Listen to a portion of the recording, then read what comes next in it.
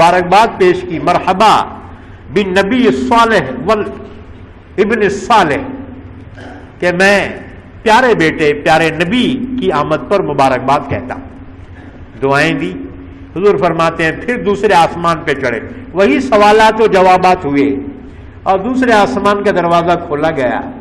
وہاں پر حضرت یحییٰ اور حضرت عیسیٰ علیہ السلام سے ملاقات ہوئی. جبرائیل نے تعارف کروایا اور کہا ان کو سلام کرو. معلوم ہوا کہ چلنے والے کو چاہیے کہ سلام کرے بیٹھنے والوں کے لیے. اب ہم جاتے ہیں میاں تیری دکان کے سامنے، کیا تو سلام تک نہیں کرا؟ ارے اسے نہیں، تیرے کو حکم ہے تو سلام کر. یہ بات سمجھتے ہیں؟ ہاں، یہاں دیکھو معراج کے واقعے سے کئی اسباق ملتے ہیں. تو چلنے والے کے اوپر لازم ہے بیٹھنے والے کو سلام کرنا. دوسری بات کہ اس رات میں آپ کا اعزاز ہے اور اللہ آپ پر انتہائی رحمت کیے ہوئے ہے، تو آپ کی دعا دعائے رحمت بن جاتی ہے. ہر ایک منتظر آپ کی دعاؤں کا ہے، لہذا آپ کو حکم دیا گیا ہے آپ سلام کرو. چنانچہ جو ہے آپ نے سلام کیا، دونوں نے جواب دیا. فرماتے ہیں تیسرے آسمان پہ پہنچے، حضرت یوسف علیہ السلام سے ملاقات ہوئی. یوسف کو اللہ نے آدھا حسن عطا فرمایا. آدھے حسن میں یوسف ہیں، آدھے میں پوری دنیا کی حسین ہیں. اللہ نے حسن عطا فرمایا. بہرحال سلام جواب ہوا، مبارکباد پیش کی. چوتھے آسمان پہ حضرت ادریس علیہ السلام سے ملاقات ہوئی. اللہ نے ان کی شان میں فرمایا وَرَفَعْنَاهُ مَكَانًا عَلِيًّا.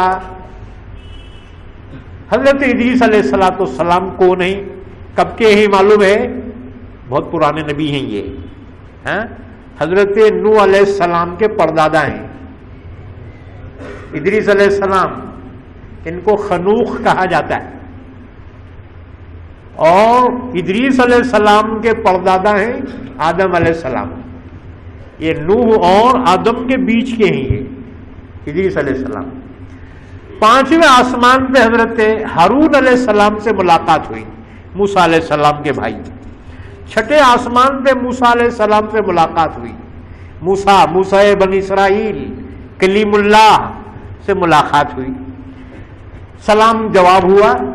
حضور فرماتے میں آگے جانے لگا، پلٹ کر دیکھا تو موسیٰ کی آنکھوں میں آنسو ہیں اور موسیٰ کہہ رہے ہیں میرے بعد کا نوجوان، اللہ نے اس کو یہ مقام عطا فرمایا ہے کہ اس کی امت کثرت سے جنت میں داخل ہو.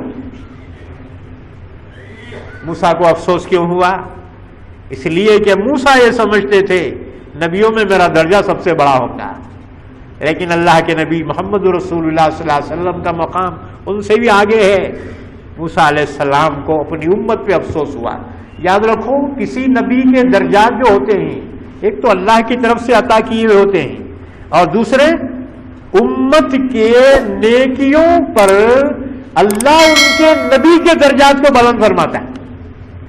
مجموعی اعتبار سے حضور کی امت کی نیکیاں اور امتوں کے مقابلے میں زیادہ ہیں، اس لیے اللہ نے اس نبی کے درجات کو بھی بلند فرمایا، امت کی جانب سے بھی، اور ایک اللہ کی جانب سے جو ڈائریکٹ عطا ہوتے ہیں وہ تو سب سے افضل ہیں. آپ حضرت موسیٰ علیہ السلام کی آنکھوں میں آنسو آئے حضور کے درجات عالیہ دیکھ کر. حضور فرماتے ہیں میں 7ویں آسمان پہ پہنچا. 7ویں آسمان پہ بیت المعمور سے ٹیک لگائے ہوئے ابراہیم علیہ السلام کو میں نے دیکھا. جبریل نے کہا ان سے ملو، سلام کرو ان کو، یہ تمہارے بابا ہیں ابراہیم خلیل اللہ. میں نے سلام کیا، ابراہیم علیہ السلام نے جواب دیا مرحبا بالابن الصالح والنبی الصالح، میرے پیارے بیٹے اور پیارے نبی کی آمد پر میں مبارکباد کہتا ہوں. حضور فرماتے ہیں پھر وہاں سے آگے بڑھے تو ایک درخت تھا جو سدرۃ المنتہا کہلاتا ہے.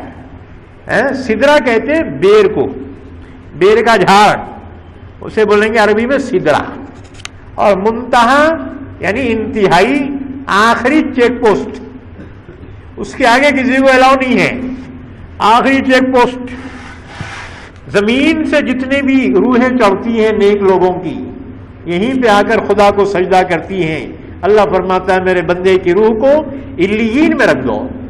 اور رہ گئے کافر، کافروں کی روح آسمان پہ بھی نہیں چڑھتی، وہیں سے اٹھا کے پھینک دی جاتی ہے. اللہ فرماتا ہے سجین میں، جہنم کے اندر اس کو رکھو. اسی طرح اعمال چڑھتے ہیں تو ان کی انتہا ہے سدرۃ المنتہا. اسی لیے جبرائیل نے کہا ھذا سدرۃ المنتہا، اے محمد صلی اللہ علیہ وسلم یہ سدرۃ المنتہا ہے. کیا بتلانا چاہتے ہیں؟ چاہتے ہیں کہ یہ میرے درجوں کی انتہا. اب آپ آگے جائیے اللہ کی رہنمائی میں، بس یہیں تک میری رہبری ہو سکتی تھی. آگے اگر بڑھوں گا تو جل کے خاک ہو جاؤں گا. جلنے کے انگارہ تھے کیا اوپر؟ اللہ کے انوارات و تجلیات وہاں ہوتے ہیں. اللہ کے انوارات و تجلیات، اس میں یہ بجلی جو چمکتی ہے نا کہ ہم اس کی تاب نہیں لا سکتے. اللہ کی انوارات و تجلیات، ایک ایک نور و تجلی، ہزاروں بجلیاں اس میں ہوتی ہیں.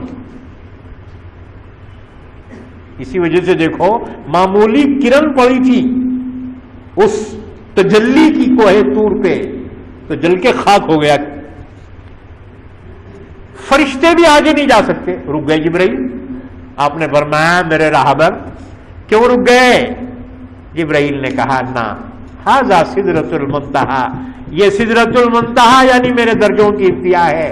اگر ایک قدم بھی آگے بڑھاؤں، ایک بال برابر بھی آگے بڑھوں تو جل کے خاک ہو جاؤں.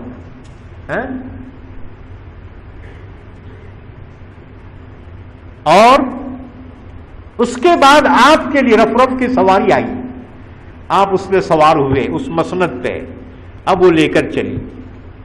یہ آپ کا مقام ہے، یہ مقام بشریت ہے، یاد رکھو. نورانی مخلوق سدرۃ المنتہا پہ اس کی انتہا ہو گئی، رک گئی. یہ خیر البشر ہیں، آپ کی انتہا، آپ کے درجات اور آگے. کوئی مخلوق آپ کے درجات کو نہیں پا سکتا، انسان کے درجے کو. آپ بڑھے یہاں تک کہ فرماتے ہیں کہ میں مقام صریف الاقلام پہ پہنچا. مقام صریف الاقلام وہ مقام ہے جہاں اللہ کے حکم سے قلم مخلوقات کی تقدیریں لکھ رہا تھا، اس کے کھڑکھڑاہٹ کی آواز میں سن رہا تھا. اور آگے بڑھے اور آگے. ثم دنا فتدلا فکان قاب قوسین او ادنا. اتنا قریب اپنے رب کے ہوا کہ بس 2 کمانوں کا فاصلہ رہ گیا یا اس سے بھی کم. یہ کمانوں کا فاصلہ رہ تو کیا، اس کے لیے اصطلاح سمجھنا ضروری ہے. 2 کمانوں فاصلہ میں تو ایک کمان اور ایک کمان اتنا فاصلہ ہوگا نہ، یہ مراد نہیں. یاد رکھو 2 کمانوں کے فاصلے سے مراد یہ ہے عرب جب کسی قبیلے سے دوستی کرتے تھے اور حلف لیتے تھے دوستی کا، تو اپنی اپنی کمانیں جو ہوتی تھی، ادھر والا سردار ادھر والا سردار، دونوں معاہدے کی تکمیل کے لیے ایک تو ہاتھ پہ ہاتھ مارتے تھے عرب. اسی سے بیعت نکلی. دیکھو یہ بیعت میں ہاتھ لانے کی کیا ضرورت ہے؟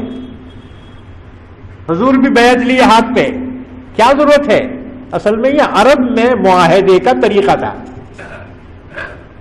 ہاتھ پہ ہاتھ. جیسے ہمارے پاس بھی تھا پہلے، بیپار میں جو ہے کوئی بھاؤ سودا ہوا تو مار ہاتھ پہ ہاتھ مارتا تھا، پکا ہو گیا.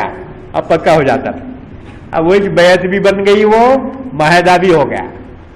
اور 2 سردار قبیلوں کی جب حلف برداری ہوتی تھی تو اپنی اپنی کمانوں کی جو تانت ہوتی تھی، کمانوں کی تانت رہتی نا جہاں تیر رکھ کے مارتے ہیں، دیکھو وہ تانت جو ہوتی تھی عرب قبیلے کے 2 سردار اس کو لگا دیتے تھے.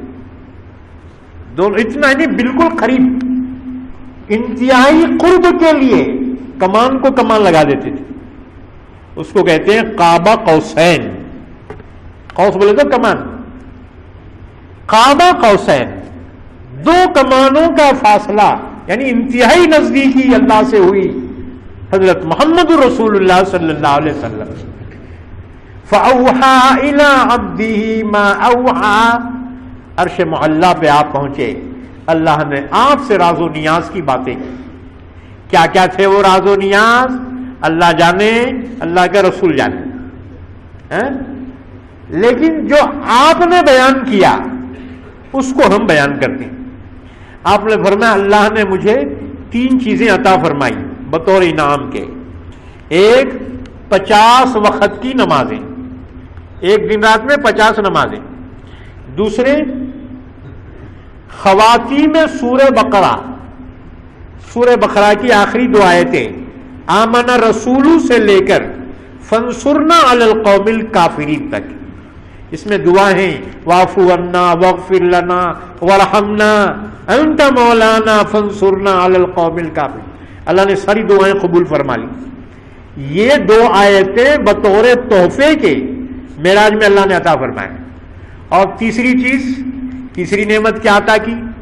تیسرا انعام یہ تھا، اللہ نے فرمایا تمہارے امت کے گناہوں کو میں نے معاف کر دیا بشرطے کہ شرک نہ کرے. اتنی بڑی بشارتیں ملی ہیں معراج میں بطور انعام کے. حضور واپس تشریف لائے، ملاقات ہوئی بابا سے، ابراہیم علیہ السلام جارو بابا. آپ نے فرمایا اپنی امت کو میرا سلام کہنا ہے، اپنی امت کو میرا سلام کہنا، اور یہ کہنا الجنت قیعان، جنت چٹیل میدان ہے، یعنی فری میں نہیں ملیں گی.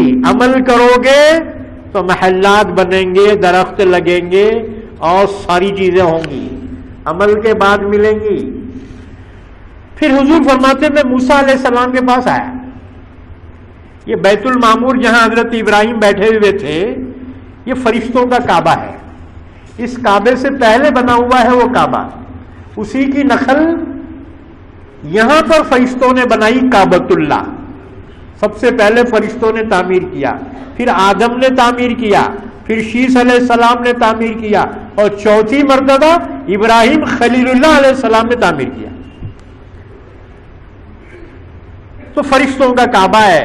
حضور صلی اللہ علیہ وسلم فرماتے ہیں روزانہ 70,000 فرشتے اس بیت المعمور میں عبادت کرتے ہیں، اور ایک مرتبہ جو عبادت کر چکا دوبارہ قیامت تک اس کی باری نہیں آئے.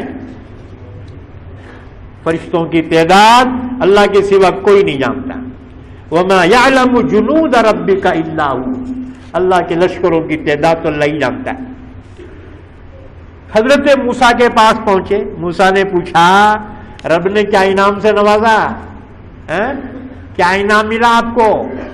حضور نے فرمایا 50 وقت کی نماز ایک دن رات میں. موسیٰ نے کہا اوہو میری امت کا مجھے تجربہ ہے بنی اسرائیل کا، 2 نمازیں فرض تھی ان پر. کتنے؟ 2 بھی نہیں پڑھ سکے وہ. کہا تمہاری امت تو بہت کمزور ہے، عمر بھی کم، خد بھی کم، طاقت بھی کم، آنکھوں کو دکھتا بھی کم، دل دماغ بھی کم. سب سے کمزور امت یہ امت ہے، لیکن فیسلٹیز سب سے زیادہ ہے. بہانے پہ مغفرت کے وعدے. تو موسیٰ علیہ السلام نے مشورہ دیا ارجع الی ربک، جاؤ واپس. حضرت اتنے نمازیں ایک دن رات میں کیسا پڑیں گے اوپر؟ وصلی تخفیف، اللہ سے ذرا کم کرا کے لاؤ. حضور فرماتے میں نے جبرائیل کو دیکھا. جبرائیل کیا مشورہ دیتے؟ جبرائیل نے اشارہ کیا ٹھیک ہے آپ کو اختیار ہے. حضور فرماتے پھر میں دوبارہ گیا اللہ کے عرش پاس اور میں نے اللہ سے تخفیف کی دعا کی. اللہ نے میری دعا قبول کی. ایک روایت میں 10 نمازیں کم ہو گئی، دوسری روایت میں 5 سے کم ہوئی. یہاں تک کہ جب واپس آیا موسیٰ سے میں نے ذکر کیا. موسیٰ نے کہا 40 بھی نہیں پڑھ سکے، جاؤ حضرت واپس اور کم کرا کے لاؤ. ہر چکر میں 10 اور ایک روایت میں 5 کم ہوتی چلی گئی. اخیر میں 5 رہ گئی. موسیٰ علیہ السلام نے پھر مشورہ دیا یہ 5 بھی بہت ہوتے. ہمارے دل سے دعا نکلتی موسیٰ کے لیے. ہیں